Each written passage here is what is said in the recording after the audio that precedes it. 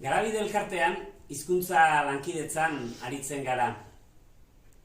Zubiak eraikitzen ditugu munduko beste komunitateekin.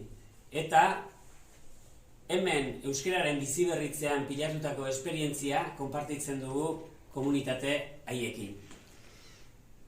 Joan daneko 15 urtean ari gara horretan, eta adibidez, helduen alfabetatzean pilatutako esperientzia hori 11 herrirekin konpartitu dugu.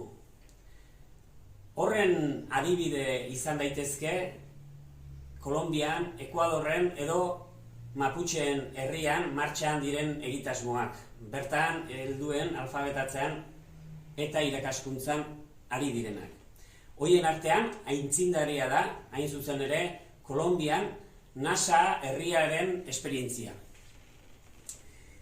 Nasai-UB klaseak 5 urtez ari dira ematen, eta Toribioko zonaldean, adibidez, 500 ikasle inguru ari dira lanean.